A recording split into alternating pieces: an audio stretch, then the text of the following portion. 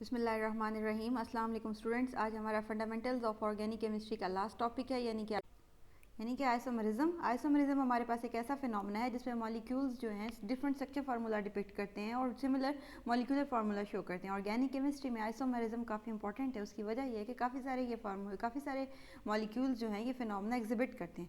आज हम सबसे पहले टाइप्स ऑफ आइसोमरिज्म देखेंगे, उसके बाद one by one different types को जो आपके सिलेबस में इंक्लूड हैं उनको कवर करेंगे। तो सबसे पहले देखते हैं टाइप्स ऑफ आइसोमरिज्म।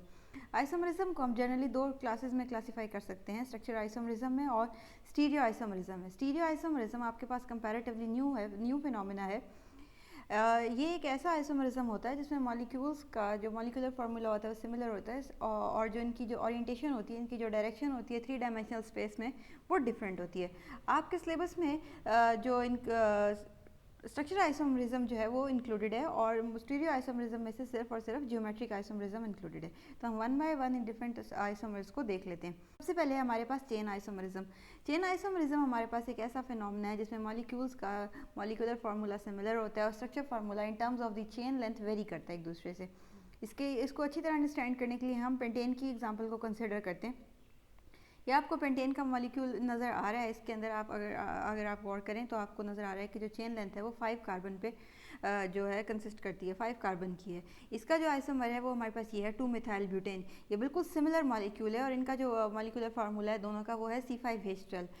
लेकिन दोनों की जो चेन लेंथ है वो वेरी करती है। एन पेंटेन में आपको नज़र आ रहा है कि जो कार्बन की चेन लेंथ है वो N5 है और जो 2 मिथाइल ब्यूटेन में कार्बन चेन की लेंथ है वो 4 है। इसी तरह नियोपेंटेन या 2,2 डाइमिथाइल पेंटेन भी पेंटेन का एक आइसोमर है जिसमें कार्बन लेंथ जो है, जो मैक्सिमम चेन लेंथ है वो 3 कार्बन की है। तो आप देख सकते हैं तीनों मॉलिक्यूल्स एक दूसरे के आइसोमर्स हैं जिनका स्ट्रक्चर फार्मूला डिफरेंट है और मॉलिक्यूलर फार्मूला एग्जैक्ट सेम है। और स्ट्रक्चर फार्मूला डिफरेंट किस वजह से है? क्योंकि इनमें जो चेन लेंथ है वो डिफरेंट है। पेंटेन में 4 है, पेंटेन में 5 है, 2 मिथाइल ब्यूटेन में 4 है और नियोपेंटेन में 3 है। नेक्स्ट ही हमारे पास है पोजीशन आइसोमर्स। पोजीशन आइसोमरिज्म एक ऐसा फिनोमेना है जिसमें मॉलिक्यूल्स जो हैं उनका मॉलिक्यूलर फार्मूला सिमिलर होता है और स्ट्रक्चर फार्मूला डिफरेंट होता है in terms of the position of the isomer. इस बात को अच्छी तरह से अंडरस्टैंड करने के लिए हम ये फार्मूला देखते हैं। ये जो मॉलिक्यूल आपको नज़र आ रहा है इसमें एक हेलोजन की सब्स्टिट्यूशन हुई है और हेलोजन जो है वो 1 कार्बन पे प्रेजेंट है, तो इसलिए मॉलिक्यूल का नाम है 1 क्लोरोप्रोपेन। इसी तरह हमारे पास एक और मॉलिक्यूल है जो कि एग्जैक्ट सिमिलर है और दोनों में सिर्फ जो डिफरेंस है वो पोजीशन ऑफ दी हेलोजन का है।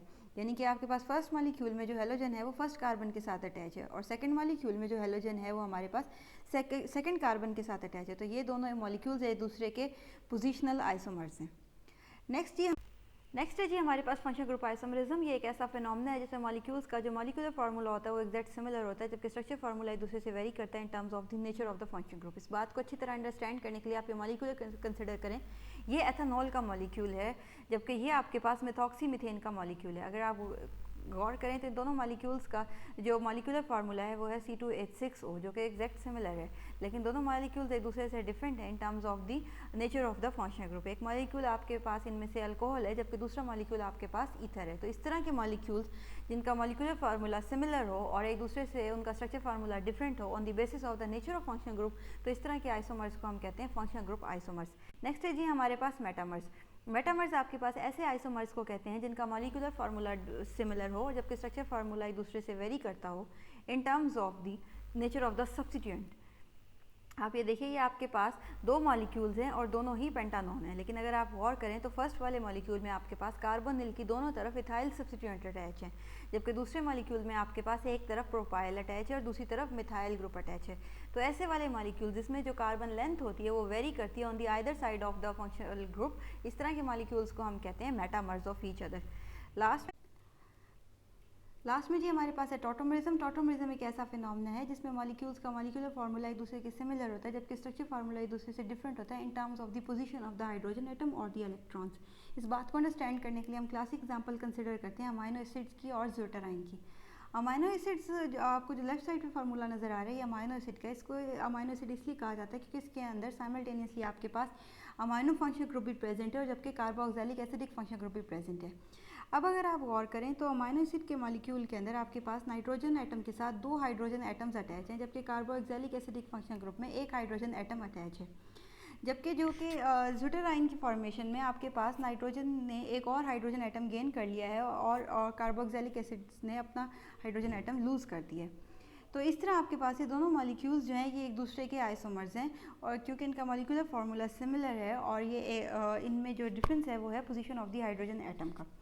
ज़्यूटराइन किसी भी ऐसे मॉलिक्यूल को कहा जाता है जिसमें साइमल्टेनियसली आपके पास पॉजिटिव और नेगेटिव चार्जेस एग्जिस्ट करते हैं। तो इस तरह के फिनोमेना को जिसमें आपके पास दो मॉलिक्यूल, दो या दो से ज़्यादा मॉलिक्यूल्स का मॉलिक्यूलर फार्मूला सिमिलर हो और जबकि उनमें स्ट्रक्चर फार्मूला डिफरेंट हो in terms of the position of the hydrogen atom, तो इस तरह के मॉलिक्यूल्स को हम टॉटोमर्स कहते हैं।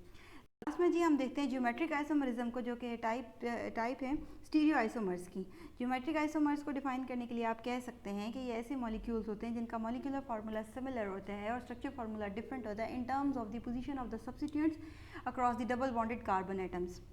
यानी कि आपके पास ये ऐसे मॉलिक्यूल्स होते हैं जिनका मॉलिक्यूलर फार्मूला सिमिलर होता है जबकि स्ट्रक्चर फार्मूला एक दूसरे से वेरी करता है in terms of the position of the substituents across the double bonded carbon atoms. यानी कि आपके पास जो कार्बन एटम के साथ सब्स्टिट्यूएंट्स लगे होती हैं उनकी पोजीशन 3 डायमेंशनल स्पेस में वेरी करती है। फॉर एग्जांपल आप इसे सिस 2 ब्यूटीन का मॉलिक्यूल कंसिडर करें, इसी तरह साथ में ये ट्रांस 2 ब्यूटीन का मॉलिक्यूल कंसिडर करें।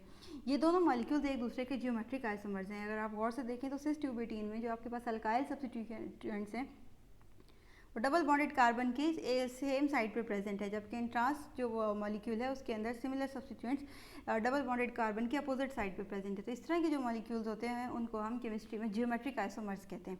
यहाँ पे जी हमारा चैप्टर 7 कंक्लूड होता है। आपने इसकी एक्सरसाइज सॉल्व करनी है, और अगर आपसे कोई क्वेश्चन सॉल्व नहीं होता या आपको कोई कंसेप्ट क्लियर नहीं हुआ या अगर आपका कोई पॉइंट मिस हो गया तो आप उसको कमेंट्स में ड्रॉप कर दें, तो इंशाल्लाह उसको रिप्लाई करेंगे। थैंक यू सो मच जी, अल्लाह हाफिज़।